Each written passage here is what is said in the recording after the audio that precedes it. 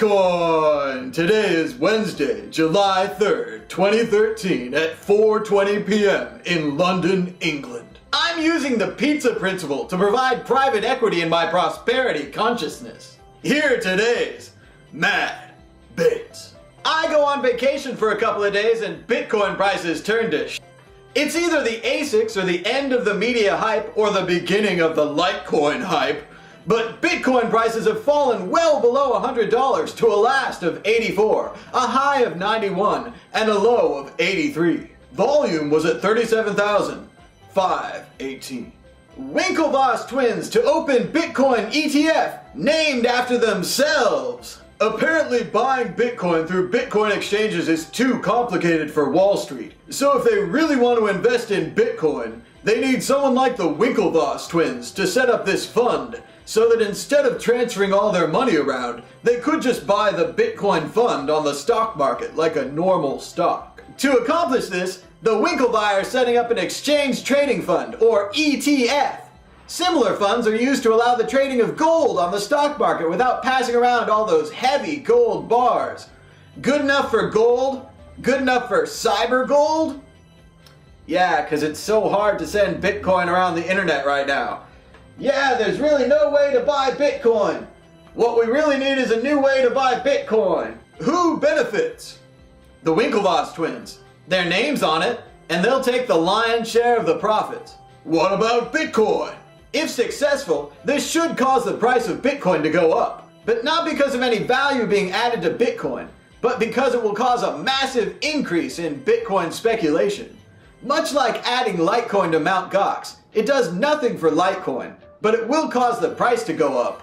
What else could they have done? Anything involved in the merchant arena, a program that helps small businesses accept Bitcoin, an interactive virtual Google Maps that shows where you can buy things in the real world with Bitcoin, a deal with Starbucks, a deal with the gas stations. Any of the boots on the ground type programs would have been more useful and more able to directly improve Bitcoin. It seems like this ETF only serves to enrich the Winklevoss twins and to enrich Wall Street. But for right now, it's getting a ton of press, so it must be worth talking about. Winklevoss. BTC London! A lot of great news is coming out of BTC London, the very exciting Bitcoin conference in London. The conference organizer says that digital currencies are like a virus.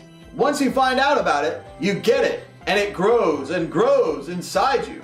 And then you pass it on. What does the future hold for Bitcoin regulation? More regulation. Trick question. Why should Iceland accept Bitcoin as its national currency?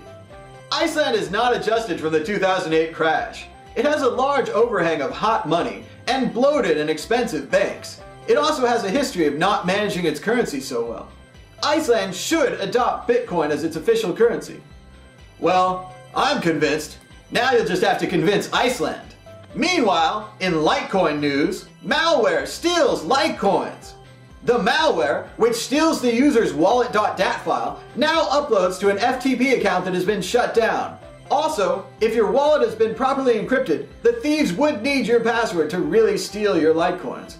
So not much to worry about for now, but an obvious sign that everything Bitcoin and Litecoin related will be a target for hackers and scammers. Mt.Gox waivers on Litecoin support. They claim that they have no ETA on Litecoin's availability on the exchange. Previously, they had claimed July, but now they seem to be walking away from that claim. At least on Twitter. This has been MadBitcoins. MadBitcoins? MadBitcoins.